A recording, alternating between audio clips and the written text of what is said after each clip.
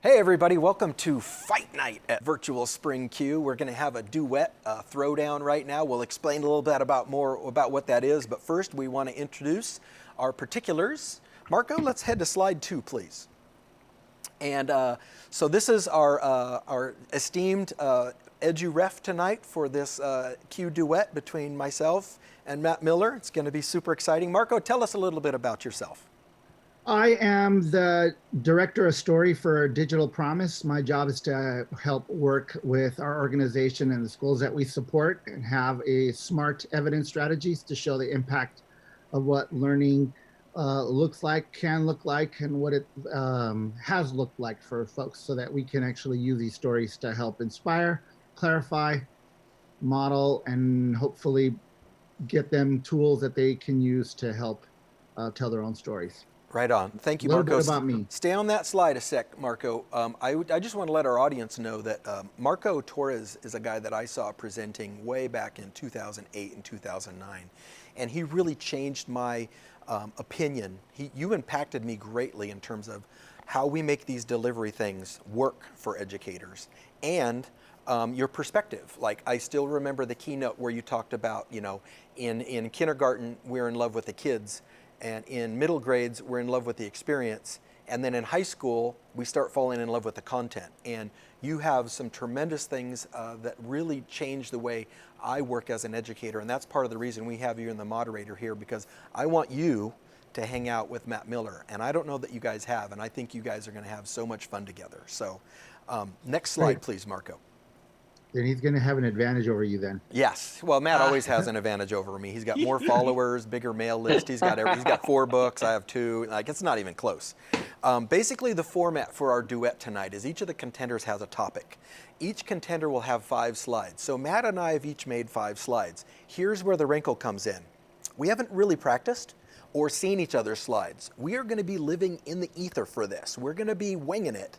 Our subject tonight is top 10 fantastic ideas for online teaching, which we think is pretty timely, right? So Matt's going to share 5 things. I'm going to share 5 things. We're going to take turns. Marco's the edu-ref. His job is to make us shut up, which if you know Matt and I, that's a tricky challenge. So he's got his work cut out for him. But he can mute us, so that he's got that tool as well. But basically, we're each going to take 2 minutes, and then here's the really fun twist. It's not like a debate where I'm going to take Matt's ideas and talk about what's wrong with them. I'm going to take Matt's ideas and +1 them. And Matt's going to do the same with me. And the exciting part of this is we don't know what's coming. So some things I'm going to be like, I never thought of that. That's the best idea ever. Oh my gosh, I'm going to do that tomorrow. Other things might be, hey, I'm already doing that, and let me tell you why I think we're both right. So that's a really fun part of the format. We also have a live studio audience joining us in Zoom. We've got some really cool folks in there that we'll be talking to later in the segment, and we're going to have a couple of speed rounds of them. After Matt and I do our parts, they're going to be doing some +1ing and sharing out some best practices as well. And we've got folks from all over the U.S., really innovative educators who are excited to share with you. Okay, Marco, next slide. All right, so I don't want to introduce myself too much, but yesterday was my 24-year anniversary in education because April Fool's is my first day as a teacher. Not making that up, that's totally true. I've taught 4th through 12th grade. I've started a high school. I've been a high school principal. I've been a tech director. I've been an assistant superintendent, and I'm currently serving as the Q Chief Learning Officer. So I'm super excited to We Are Q with you guys. So Marco, let's introduce our second challenger. All right, so I guess that's me. So, hey everyone, my name's Matt Miller. I am from Indiana, although as you can see over my left shoulder, potentially. I have lots of love for the West Coast and for my California folks and all of you out there. I have been in education. See, I knew that John was gonna say how many years he had been, so I had to kind of count mine up too. 16 years in education, more than 10 years as a high school Spanish teacher at little bitty rural schools out here in West Central Indiana in the middle of nowhere. I have written 3 books with a 4th one upcoming, as John mentioned, although it's not a competition, John. No, it is not. It's not about quantity, Matt. It's about quality. It's not about quantity, yeah, because if it was, I would win. And I'm also it's already starting. Because I'm also the co-host of the Google Teacher podcast, the Ditch That Textbook podcast. There's all sorts of stuff. And then also the community leader of the Ditch Book hashtag, where we're sharing all sorts of ideas, very much like what you're going to hear today. So I am super excited to be in this. I thought it was funny that John said that it was a duet and a throwdown. And when I think of what a duet is and what a throwdown is, those are very different things. You think? We're going to kind of figure it out as we go, I guess. Yeah, well, and that's where the duet throwdown is like, when you see two singers and they're each trying to hit that high note. They don't begrudge the person. They're not like, Right. Aretha, you got to quit hitting those high notes. You make me look bad. No, you're like, hey, I'm Ariana. I'm going to come at you with some other stuff. And so that's that. It's competitive fun. It's collaborative competitive. It's not like, we're not trying to take each other down. We're trying to sing that song even better. I was going to go with A Star Is Born, but I couldn't decide if I was Lady Gaga or you were Lady Gaga. And I've always wanted to be the other guy. So I just like, let's just stay out of that. Let's just not do that. So it just seems simpler. Okay, Marco, next slide. And today's topic, as I already hinted at, but this will give people the chance to read it, is top 10 fantastic ideas for online teaching. Because guess what? Hashtag, we are all online teachers now, whether we want to be or not, right? So this seems really timely. And then one more that I want to, one of our studio audience shared earlier this week, which really resonates with me. If you want to go to the next slide, Marco, I love this one, right? For the last 50 years, we've been like, we need education reform. And how many times have we started that and not finished it? And we've seen governments and school districts. Here comes the coronavirus. 2 weeks into it, we're all getting way better at this. And I'm really excited about the opportunity of this pandemic and what it presents in our professional learning skills and styles. I'm not excited about the impact on teachers and human life and children. But in every kind of situation like this, there is an opportunity to grow our skill set. And I just think this is kind of a humorous way to explore that. So I don't know, have you seen that one yet, Marco or Matt?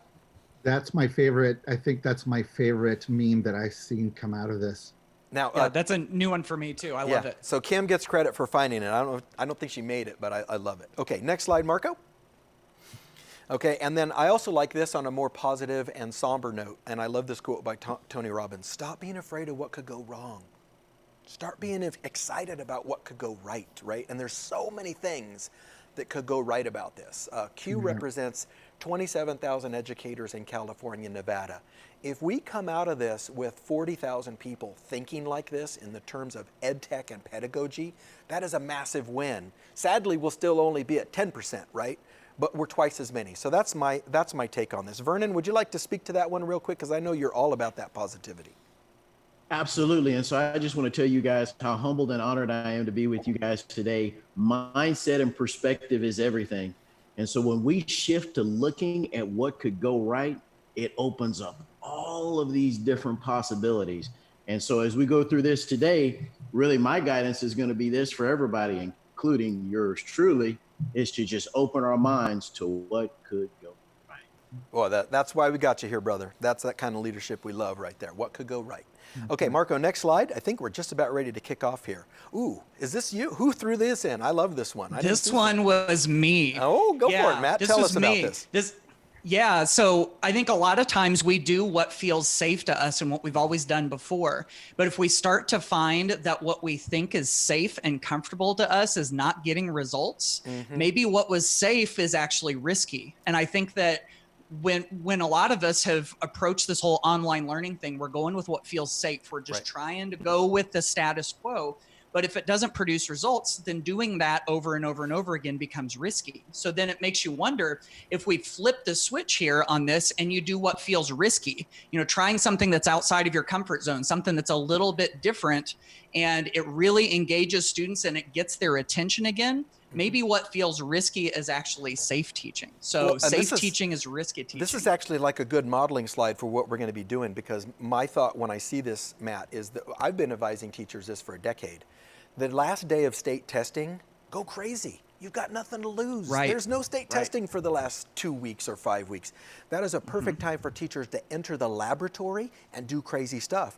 And right now, we don't even have state testing. right? And a lot of our rules and things are gone. How many teachers are doing, anybody doing detention this week? That's over. That time is back, right? If you're giving kids referrals at this point and they're at home, you have a huge culture problem going on. We're not doing dances, we're not doing sports. All that time is coming back to us right now, and we can reinvest in our careers at this perfect time. So Matt, I love that one. That's a great share. Next slide, Marco. And then this is another great Tony Robbins. If you've always done if you always do what you've always done, you'll always get what you've always gotten. And we've seen that for decades in education. So next slide, Marco. And this one, I don't know who added this. Who added this one? I love the collaboration, though. We can do anything we want. We can't do everything we want, so we have to choose wisely, right? So we're going to have to let some things go right now. Some of the things that we have invested time in are going to change, and they're going to be different. Big shout out to John Ike. What? He's one of my favorite admins up in the Sacramento area and a great Q member. Okay, next slide. All righty, here we go. Get ready to rumble. Get ready to rumble, everybody. Now, I did a coin toss. You weren't there, Matt, but last time, I think you went, you got to have the last word last time, so I'm taking the last word this time. So we're gonna do it a little different this time. Okay, Marco, you ready to kick us off? You're in control of the slides now. All right, and I'm control of the time too, so when I say stop, you stop. For reals? Okay. Or are you just kidding? Nope. So just be aware. Okay, here we go. Okay, ready? Okay, so let's get ready to rumble. Mr. Miller, are you ready? I am ready, yes. You have the floor. The ring, go. All right, the first one when it comes to this online teaching and learning, surprise, surprise with me, my first slide is gonna say ditch that textbook. This is something that I did years ago when I started to realize that in my own high school Spanish classes, the textbook was becoming a hurdle to getting my students to do what I wanted them to do, which was to speak Spanish conversationally. And so ever since then, I've been trying to figure out if we don't focus on the textbook, if we don't march mindlessly chapter by chapter through the textbook, what does that look like? And just like what John was saying earlier, now is the perfect opportunity to try to figure that out. You know, we go back to the safe teaching as risky teaching idea we talked about before. If we do what is safe and we go, okay, we've got 8 weeks left, I've got 8 chapters left, we're gonna do 1 chapter a week. And then once we get done with that, we start to ask ourselves, how much have the kids actually learned? How much have they changed? How much have they grown? And so maybe it's time to throw that out and try something different. So for me, a couple of things that have really worked are including visuals, you know, letting students make something with what they've learned. There's an infographic on the screen that gives you an example of how you can mix text and images together to let them make something instead of just respond with a bunch of questions. And then finally, I've had huge results with incorporating video calls. And guess what? So many of us are using video calls right now. What if you included a guest in with some of those video calls to make it more of an experience? You know, for me, in my own high school Spanish classes, we were able to connect with another class in Valencia, Spain. Our kids in Indiana, them in Spain, and we were able to practice our language. We were able to talk about the culture of the different places, and it ended up becoming an experience instead of just a lesson. And we never would have gotten that out of a textbook. So by ditching the textbook and trying something new, you're going to get those experiences. And now is the perfect time to do that. And that's it. That's time. He's a professional, ladies and gentlemen. He is a professional. That is perfect. Okay, so this is the first round, so I'll share some info with folks. Now, I get 1 minute to either retell, recap, or add to what Matt said. So click down, Marco, and I'll start on my. So my +1 is when I read Ditch That Textbook, I had like an out-of-body experience because what Matt describes in there was the same experience I had. My first year in teaching, I did all the lessons, we got through the book, and my scores were horrible. And I spent the first summer of my teaching career mostly crying and reading outside books to try to figure out how to do this. And so my +1 for Matt is the EduProtocols concept. If you go to eduprotocols.com, you're going to see lessons that you can use over and over again. Because Matt, give me a visual amen on this. When teachers step away from the textbook, they think, I need 180 lesson plans. You don't.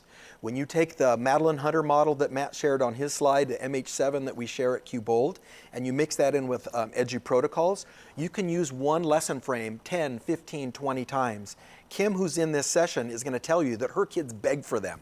So this is a perfect time to try those things because the textbook has never worked, and now it's going to work even worse. And I'm out. Woo! Okay, next one. Sir. I'm going technical on this one, Marco, and I love this slide. Bad audio ruins good video. Okay, so if you guys aren't sure, if you're not sure, try sticking a fork through one of your TV speakers so that it sounds like this for a week. And we'll decide how soon you quit watching TV, right?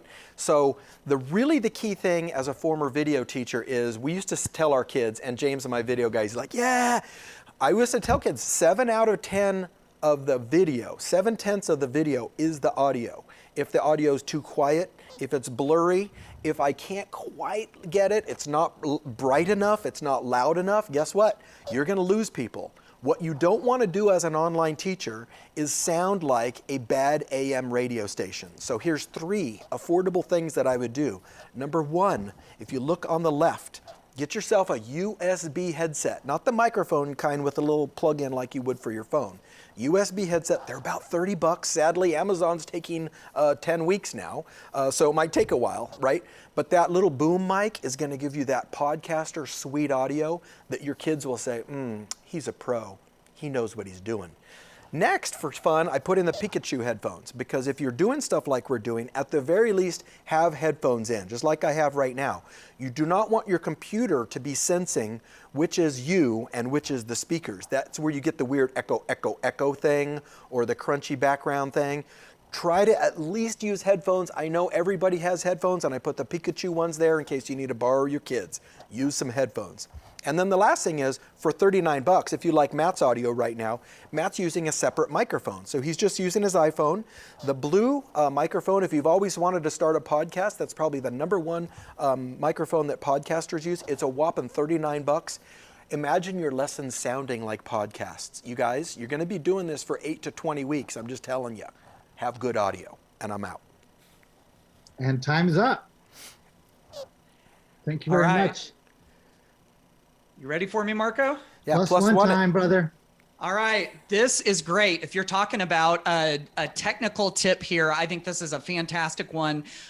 John is totally right in that the audio makes it. You can have sketchy video, and as long as your audio is crisp, you can get your ideas across. And so related to that, I think there's a couple of things that we can do to make sure that the audio and the video is accessible. And so one of them is to make sure that we pronounce. You know, we've seen this with a lot of students that they kind of mumble. And if you're a little bit of a mumbler, making sure that you pronounce your words is super, super important. And then going back to, you know, the bad audio makes or kills good video. Another thing we can do with this is with the size of our video files, we can make sure that they are smaller. We can put them out in standard def or even lower, and then the audio quality stays good and we still get the same result. And I've got a quick +1 to your +1, Matt. If you want an easy way to compress your video files, Handbrake. Look up handbrake.fr. Oh, Handbrake. One button, it squishes them. It'll make a 4 gig file into 400 megabytes in 30 minutes. So there we go. Double +1 on that one, Marco. Look how we're showing off. And as a filmmaker, I concur completely. Okay, Matt, I think you're up next. All right. You're up, Mr. Matt. All right, here we go. So this next one has to do with the activities that you give students. That you have them working on. And see, so often we'll give students an activity, something like, you know, I want you to read this and I want you to respond to this prompt. I want you to read this and I want you to answer these questions. I want you to do this, and then I want you to tell me 3 things that you remember about it. So that's the activity. And once we get into too much of that, especially when we're doing this distance learning, it can be a drag. And again, it goes right back to what we were talking about earlier. If we start to lose their attention, how much learning is actually happening? So one easy way to change that, and this is something that a lot of times just takes a little bit of extra thought or, you know, not even very much extra time, is to see the learning, see the activity through a new lens, through a different lens. So if we're looking at this activity and we're thinking, okay, we want students to have read about this thing in history and then retell it in their own words. they don't have to just retell it in their own words on a document or something. No, they can do Let it me in a give you an pirate example. voice. They could, yes. That's a lens right there. But let's say that we're having them do it through something like a Flipgrid video. You know, a lot of times it's just head and shoulders video that students end up recording. But what if we do it through a different lens? For instance, through the lens of a news anchor. What if they are acting like they're the anchor man or the anchor woman and they are delivering as a news broadcast? What if they're delivering it as an on-the-scenes TV reporter who's there on the scenes pretending like everything's happening in the background? What if they try to do it like a low-budget horror movie, you know, something like the Blair Witch Project, where they've got the camera out here and it's jostling around and it's like it's actually happening? And my add-on is bad videos, fun video. Yes, exactly. That's right. You've got an edgy protocol about that, I think. Sure do.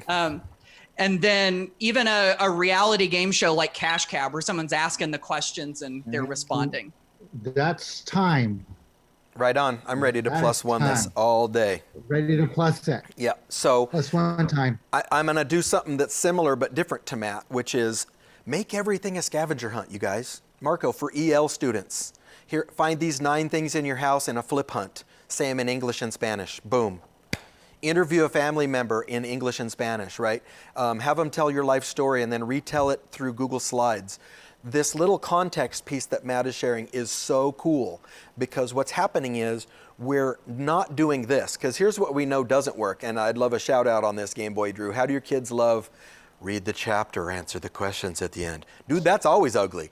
But online, that's stupid ugly. So let's just make it 2. Here's a flip grid. I need you to go 5 things. Here's a set of Google Slides. Answer these questions. And how does that work for your kids, Drew? Yeah, I mean, I would definitely echo that and just give some context. Like, at least with my students right now, I'm seeing really awesome stuff just because I'm creating things that, in all honesty, maybe I wouldn't have a chance to normally do in my classroom. And now I have like this new way of teaching, which is distance learning, right?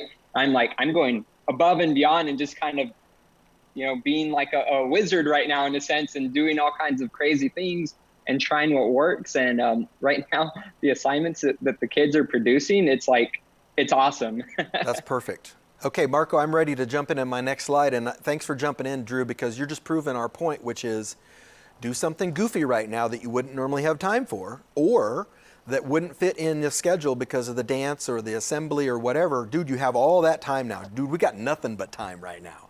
So play with that. Okay, Marco, I'm ready for my next slide. I'm jamming right now. Here we go. I only had 1 coffee today, too.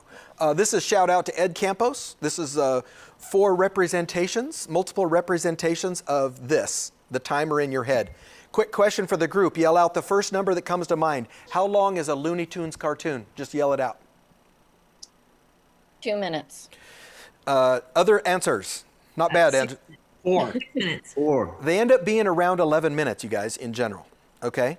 That turns out to be a really good time to tell a good story. As a teacher, when I'm building my delivery, I'm trying to think Looney Tunes time frame. I'm not thinking 45 minutes and I'm not thinking an hour. I think beginning, middle, end, lots of jokes, lots of visuals, get out of there.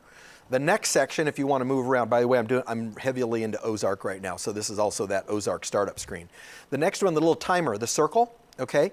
You got to have a clock in your head, you guys. There's so many people that when they're teaching, they fall in love with their delivery, and Marco, I think you can speak to that. I've got to have a clock in my head. How long would I like to listen to me? And with that in mind, I'm going to get off of that quadrant. The next one, all writing is a process of elimination. I think James and Marco will both like this. Editing is the act of removing non-important facts, okay? And we need to edit our teaching. You don't have to tell them everything, you guys. Give them a situation, give them a template, get them going. Less is more in this model because when I go over 11 minutes, we know from research that I am losing their cognitive processing ability. And then the last one, Krug's 3 laws of usability. And I want you to focus on number 3. Get rid of half the words on each page, then get rid of half of what is left. This applies to your slides, your lesson plans, your parents' notes home. Half, half, half. If you can say it in 3 sentences, don't say it in 2 paragraphs. And I'm out. Perfect. All right. 5 seconds left. Bam! All right. Clock in my head, not using a timer, Matt Miller. All right. Plus time. Oh, wait, I have one right. more add-on. I need my last 5 seconds. Sorry. Okay. Go down. Got it. This is from the National Board on Teaching and Professional Standards. Middle school should be 2 to 3 hours a day maximum for homeschool. High school should be 3 to 4 hours maximum. That was my last 5 seconds. Sorry about that, Matt. Fine. All right. It's fitting that I put this Bitmoji on, even though I didn't know what John was going to say, because I approve, stamp. I approve of this message. This is something I've wondered for the longest time. If you ever think back to your own schooling and you think about all the things that you truly, really, honestly remember from school, there's so little of it that we do remember. But what do we do as educators so much? We feel like we have to cover everything. And we feel like we've got to get through all the standards. We got to get through all of this content. When the reality is that if we did less and we did it better, or if we did it less and we did it more succinctly. See, John was talking about cut it and then cut it again. This speaks to my heart. You know, I trained as a journalist before I was an educator. That's why we're buddies. We were all right. Yeah, I know. Brevity. Brevity is at the heart of good communication, and good communication is at the heart of good education. Yep. Perfect. Bam. Wonderful. The man didn't even need it all his time. That's how good he is. Oh, that was wonderful. All right. Right, Mr. Miller, you're up again. And go. All right. Value the non-textbook learning. There's going to be a lot of this going on, whether we identify it as learning or not. This is going to be a hallmark of the true distance learning that's going on right now. Mm-hmm. See, you've got all of these students and they're at their houses and they may have some assignments that they're supposed to do. I'll give you my kids as an example. They get up by 8:30 in the morning, they're working on their assignments, and by noon, everybody is done, which mm-hmm. means there is a lot of time. A lot of dead air. So what we've got right now is an opportunity to encourage students to learn about things that they're excited about, mm-hmm. and no judgment on this whatsoever. If they want to improve their skills on Madden, go for it. If they want to be able to learn how to play the guitar, go for it. And so whatever it is that they're interested in doing, we're going to encourage them to pursue that passionate learning. Number two, we have a great opportunity right now to give kids challenges. What I mean by challenges here is this is the kind of cool stuff that connects to our content, that connects to our subject matter, that we don't necessarily assign as an assignment. So this is where you give them an opportunity to go build something, to go do a science experiment, to go interview one of their family members about something. And this is the kind of stuff that's completely optional. You know, giving them something that they're going to want to go do, not because you told them to do it, but because it sounds really cool. And when we've got all of those free hours, all of those extra hours during the day, whenever kids have those hours to fill up and they're like, oh, I'm so bored, I want to get out of this house, they may just take up one of those challenges. And that is the non-textbook learning that students can really, really get into right now. 1 second left. Way to go. That was fantastic. This is impressive. Thanks for walking into my pedagogical trap, Matt Miller. This is great. Because I'm going to blow your mind right now. Right? And I randomly put the right Bitmoji too. So dig this, I only have a minute. Imagine if every teacher in your district, whatever district it is, and I'm looking right at you right now, Vernon. Imagine if every teacher in your district set up one adulting class. How to buy a used car, how to do a 1040 EZ, how to wash the laundry. Like, how does every button actually work on the laundry? Think if every teacher set up a top 10 list around one idea: new car or used car, lease or buy, which Visa card. Just have every teacher in the district make a top 10 list, set up either a Google Classroom or Canva or an Otis or whatever, and kids could choose the ones they wanted and get bonus points in any class for completing. What would they do to complete? They might interview people in a Flipgrid. We're saying Flipgrid a lot, there's something going on there. They might make a set of slides. They might do an audio recording of their grandma or mom or dad telling them their perspective. They might write an essay. I said it. Yes, they might write an essay. So imagine having that kind of thing going on in that open time, Matt, and then just give kids 25, 50 points for completing those in as many classes as they want to. Now, there's kids that are going to be bored. They're going to go, dude, I'm going to get an A. I'll do 3 self-care things, right? So those adulting classes, and you can Google it. Just Google adulting class. There's public libraries doing this all over the U.S. Mic drop. Thank you very much. Great tips. Absolutely great tips. Financial literacy. I wish we could +1 that every day. Thank you. Yeah. And we never have Especially time right for now. it, but now we do, right? We got more than enough time. Yep. Okay, so this Lots is of a double challenges for me, Marco. So this is a double Right. for me. So I got 2 slides, so be ready for that. Here's the saddest question I've gotten in the last 2 weeks. Oh. You guys, no, don't make PDFs editable. Here's the number 1 reason why. They're gonna screenshot it and send it to their friend, bro. If you're worried about cheating, the number 1 thing that encourages cheating, besides tell me the themes in Great Gatsby, because they're gonna hit otherpeoplespapers.com and cheat on that, okay? The second number 1 thing is a PDF. So let the machine work for you, people. Do a quiz. If you haven't seen Quill, it covers 180 grammar skills, and it's an AI thing. So you actually write and it gives you feedback in real time. What's that cost, Matt? That's $0. It's self-paced. I'm not grading your grammar, guys. I'm gonna stop. I might teach grammar lessons. That's a separate thing. Next, we got Socratic.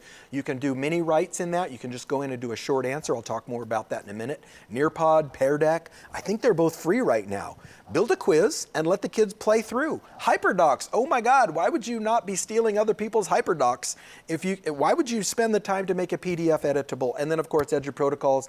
Lots of templates at q.org/craft. q.org/craft and eduprotocols.com. In fact, we have a whole week called Smart Start. We got a week of school planned for you. Next slide, Marco, because I got a double on this one. Here's one of my favorite things 40 I've also seconds. seen. 40 seconds is plenty. If you look on the left, that's one of the math reps, mathreps.com. Hey, if I sent that home and kids did that on paper, that would be a fine day. They can take a picture and drop it right back in. That's great. That's a great day. But I want to give a big shout out to History Sandoval. She took that concept and made them into a series of slides you can bring into a Pear Deck, which means your whole class could be answering and you could be getting all of their answers at once. Oh my God, who would want an editable PDF? Again, dropping the mic. 6 seconds left too. And no timer, Matt. That's just using my own human brain. That's All right. impressive, John. Impressive. Really good at this. All right. That was like a ride right there. And I was Yay! loving every minute. By the way, John, do you see what this little Bitmoji is doing? He's riding a mechanical bull. Am I missing something?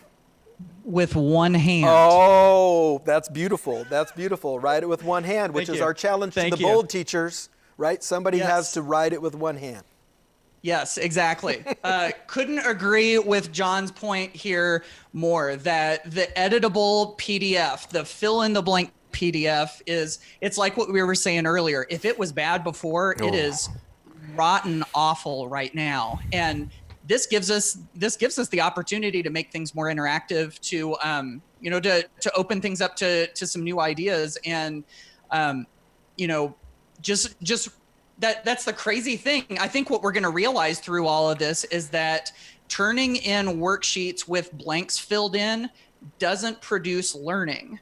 And we're going to see it even more so in this distance learning time. And hopefully we can find something that's better. Perfect. And the gentleman from California gives him an extra 10 seconds because I interrupted. Well, that's okay. Do you need the I'm extra good. seconds? All right, you're good? Okay. No, I'm good. I'm good. Matt's Yeah. next slide. Here we go. Oh, first Bye, animated Matt. GIF of the day. Nicely done. Here you're going. Thank you. And it's a Friends one, no less. So This will get our ratings this is double one of the right things- here.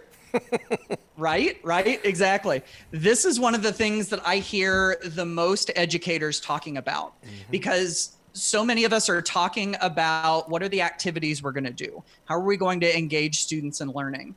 But really, I think we've got to teach to their hearts. We've got to focus on their hearts before we can focus on their heads. It's just going right back to Maslow's hierarchy of needs. We've got to take care of those fundamental, basic heart needs first. And the reality in the middle of all of this is that there's lots of uncertainty.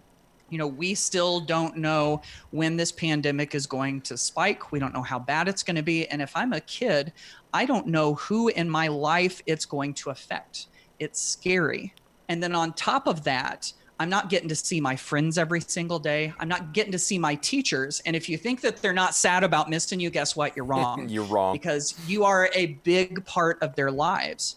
And so whenever we forget about their hearts and just teach to their heads, then all of a sudden we're really, really missing out. So taking that explicit time to just check in with students and go, hey, how you doing? How you doing? Well, maybe How not you exactly doing? like that, but That was a good but Iowa New York definitely, thing. That was not definitely. Yeah. But definitely checking in with them to see how they are, giving them opportunities to see and hear each other, see and hear their peers. My daughter was on a video call with her grade level team the other day, all of the teachers in her grade level, and she got to see some of her classmates. And she came back to me afterwards and she said, Dad, it sort of surprised me, but I almost cried when I got on that call. Yeah. And she got to connect with them because, you know, this isolation thing, this is real. And maybe one of our greatest opportunities here is to be able to connect with students on a heart level and help lead them through this. So teach to their heads, but don't forget their hearts. Perfect. And time's up. Thank you. Okay, and to plus Great. one All right, that, sir. Matt, I'm going to say boom because I love the old quote that until the teacher and student are of one mind, the teacher's hammering cold iron, right? Like we are not here to just ram content. We are not content rammers, and we are not handouters. And my friend Andy Losick, he likes to say, I'm not a teacher, I'm an experience designer, right? So taking that mindset forward. My wife did this yesterday. She's in an independent school principal. So those kids are used to being separated somewhat anyways, but she still started off with this. Send everybody a picture of your pet or the pet you want, and we're gonna talk about it, right? So what I love about that, and I think I've already said show and tell once in this show, is it brings show and tell back, right? And I can remember being in second grade, man, like show and tell was the business, right? So I don't think that's ever stopped. We're just gonna change it to make a meme about how you feel today, or write a quick Socratic paragraph about the funniest thing that happened in your house last night, which, you know, there's a lot of options there, but I think that you're totally right. Get in their hearts and be their cultural leader now. They need you more than ever. Yep. Thank you very much, Mr. Corippo. Okay. And let's move on to you. And I've got another double, so be ready to switch at about 1 minute, Marco. So practice Got fast you. feedback, you guys. Practice fast feedback. Teachers that are worried about two main things. They're going to cheat or, well, great, and I still have stacks of homework, except I have to do it in my pajamas, and that's looking less fun than it did a few weeks ago. So here's an example of what I did with a Nearpod. Take a look at the picture here. Open-ended question. Let's start with a question. What do you guys think about blah, blah, blah? Now I just dropped a random couple of cue slides in there, so don't worry about the content. Look at the 3 blue slides. Ask them a question to start. That draws people into the conversation. Okay, next, tell them about some things. Instead of cue board members, pretend those are presidents or generals, right? I'm gonna tell you about a couple of things in the next few minutes. Then have them do a quiz. Matt, this is the good old Fast and Curious, but I've just baked it into a Nearpod or a Pear Deck. So I'm gonna ask the kids 5 or 6 questions on those slides that come next. So the next 2 slides have facts. We're gonna play a game about the facts. And I'm gonna let them play the game twice. Then I'm gonna clean them up on the next 2 slides and tell them my take on the facts. And then I'm gonna end with a memory test. You guys, how long does that take to prep? It's only 5 slides. So your prep time goes way down. You focus on the content. This is the edit of cut shorter, shorter, shorter. That's what it looks like visually. Next slide, Marco. And then here's a sweet and wicked one here too. Open up Socratic. It's a free tool, Socratic.com. Go in as a teacher, pick a short answer, ask the kids to write an essay right now. Give me 3 sentences about your dream pet. What would you rather be doing? I'm going to quote David Terrio. What's the biggest thing you miss about the internet if it disappeared? Have them write that paragraph right now. Because Matt, I know as journalism students, we rarely wrote more than 3 paragraphs, correct? Because news articles tend to be 500 words. The 5-page thing, let it go. You're just killing your own self with that. If I've got kids that can write really rad paragraphs, the 5-paragraph thing, it takes care of itself later in the year. So you go like this. Socratic, short answer, And questions stop. in my head, and then I can hit start vote. And then the really fun one for Marco is you can do a nacho paragraph. You can have all the kids edit their stuff right now. And I'm done. Sorry. Thank you very much. All right. All right. Mr. Miller. Beautiful.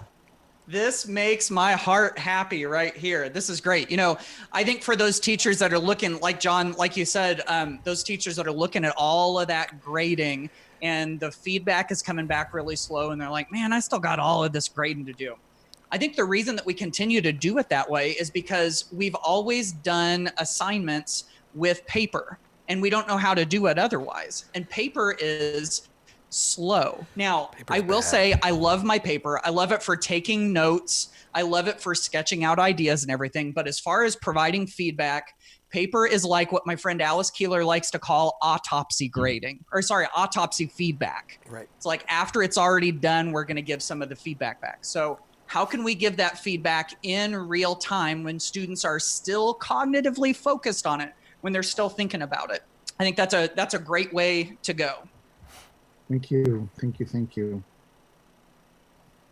All right, Mr. Miller, the ring is yours.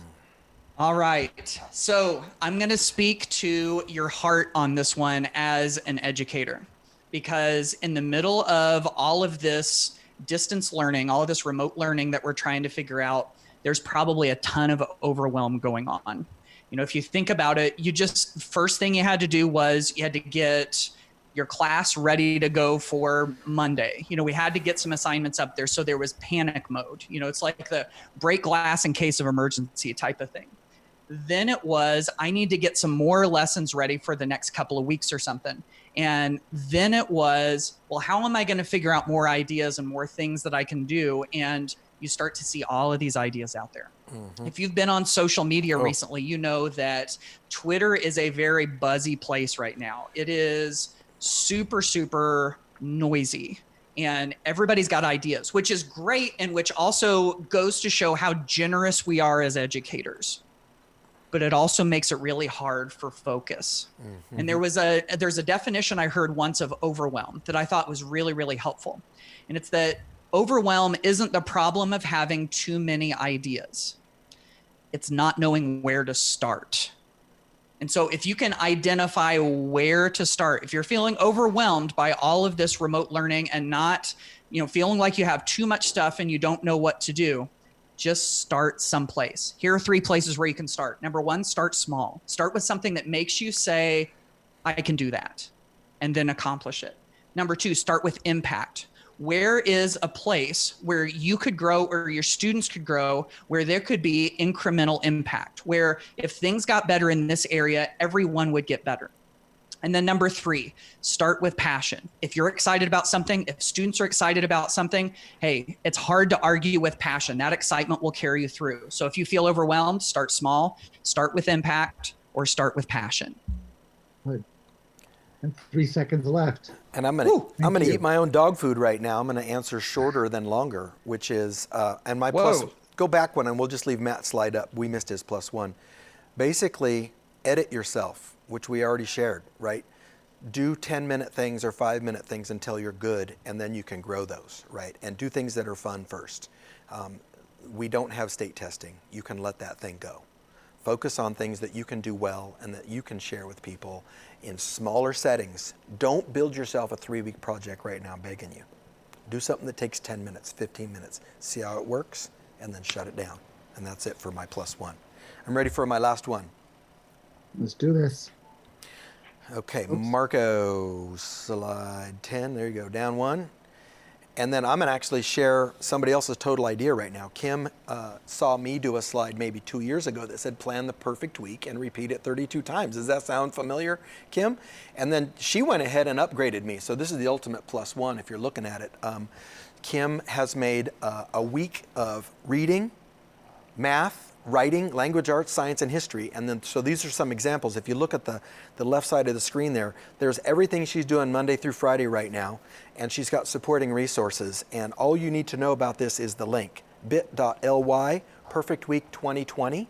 And this is built for, you can't even know what grade level it is because it's probably grade 3 through 9, the way Kim has it built. You make a couple switches, it's your perfect week for 2nd grade. And so I really want to encourage everybody, as they're ditching their textbook, you can do these kinds of things. And when you go back in the fall, you won't need that textbook your planning will be easier, your grading will be easier, and you'll make the jump. Thanks to Kim for sharing that. And I'm done early. Ooh, wow. I love that. That's great. You know, there's a lot to that. You know, there's that saying that failing to plan is planning to fail, right? And so if we're able to make that plan, and this is like the week, this is the one that does exactly what we want to do. That way we don't have to think about it over and over again. We don't have to reinvent the wheel over and over again, which is really the heart of edu protocols in the first place. The other benefit that I think you get out of that is that students start to get in a rhythm. You know, they start to see this routine and they don't have to wrap their brains around what is coming next. What is class going to look like? And as long as all of those little modules are inherently engaging, they're going to look forward to that routine every single week and they're going to get into it. So boom, absolutely love it. Love it. Okay. Next slide, Marco. Here we go.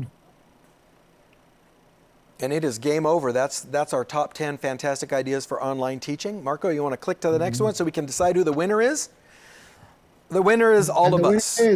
Yeah. And so what we're really hoping is that this model is something that can happen in your staff lounge. It can happen online. It can happen when you guys are planning at the district or school or grade level. How do we take basic things and add to each other's concepts? So we were trying to really model that good citizenship. And right now we want to go to a speed round. So next slide, Marco. And then we're going to give each one of you up to a minute from our studio audience, and it'll take a second to sort out who's going when. But let's just start with Kim because we ended you last. Kim, what's something that is front of mind right now based on our conversation? The fact that kids thrive on routines, and that's why the edu protocols have worked so well for me.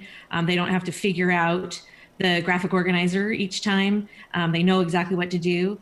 And my kids have actually been requesting edu protocols in our distance learning. And so when kids request a random emoji paragraph or an Iron Chef, that's working. These are fifth graders who are asking to do tasks that are engaging for them. So that's a total win. Awesome. Okay, I want to go to let's go to more like 30 seconds so we can get everybody in because we got about 6 minutes to go. Angela Barnett, chairperson of the Q Creativity in the Classroom Learning Network. What's something that pops for you? Okay, so I've got a +1 for reaching those hearts. So I teach third grade, and this past year we've been giving a theme for each day. Mindful Monday, True Self Tuesday, Wellness Wednesday. And one of the things that we do is reflection. We're also an AVID school. So Google Forms, I have one just checking in for emotions where I've listed different emoji faces. So it's easy for them to choose which emotion they're familiar with or relating to. And then another one with what is going on, what did you do over the weekend? So at the end of the form, I have a little writing piece where it's tell me using sequencing words, what did you do to get ready for your day today? So it's adding that little writing piece as well with their reflection. So it's just that check-in also on a Monday morning and then throughout the week with how they're feeling. That sounds awesome. Great add-ons. Steve McGriff, also known to his friends as Maguru. What's a +1 for you, Steve McGriff, in 30 seconds? And just to let you know, it's going to be 30 seconds. Yeah. Oh my goodness, everything. So my lens of looking at what all of these is self-regulation. Every one of these ideas helps teachers and students self-regulate, which is to know where they are in their learning process, being able to do something confidently in a short period of time and simply so they feel successful, which gives them the motivation to jump into the next thing you might ask them to do. So I could +1 8 out of the 10 things we talked about with self-regulation. Thank you, Steve. The amazing Valerie Sun, educator from SoCal. What do you got for a +1 for us?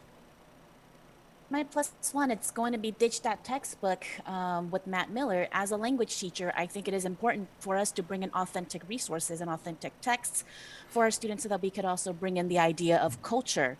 And so talking about all of that, bring in those authentic resources and ditch that textbook, please. Awesome. Game Boy Drew, and then Vernon will wrap up with you.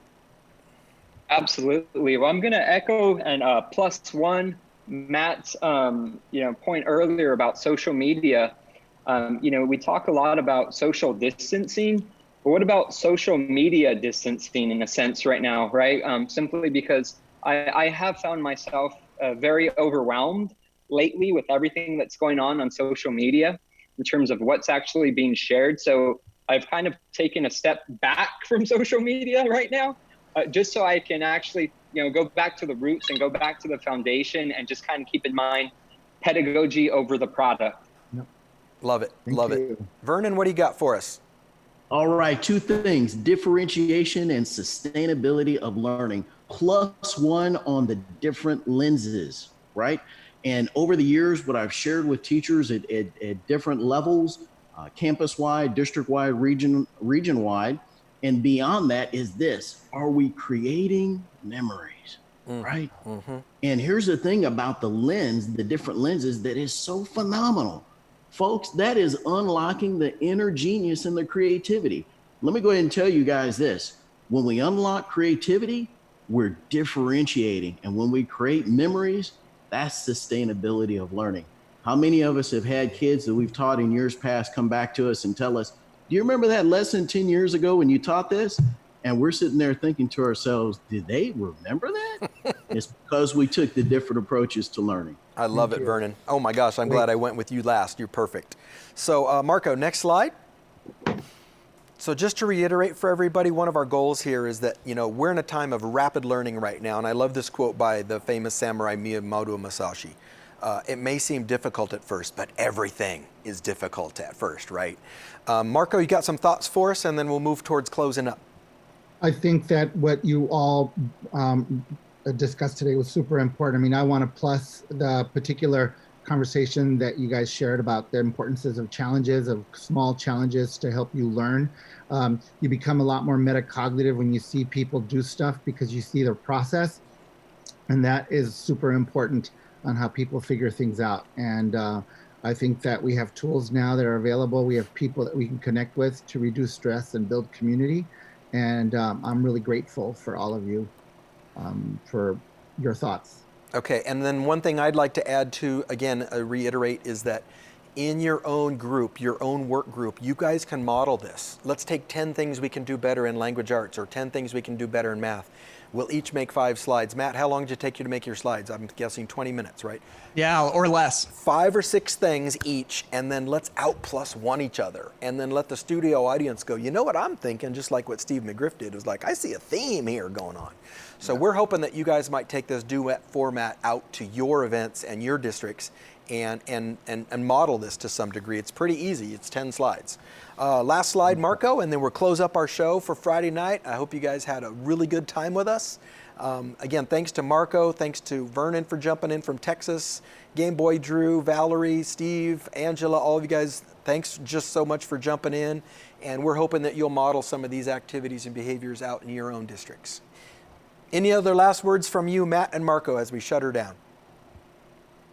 No, this is we're all figuring this out together. There's no expert that has published, work on how to teach in the middle of a pandemic. So if you don't feel like you're doing enough, you're doing enough. If you don't feel like you're doing it right, none of us are doing it right.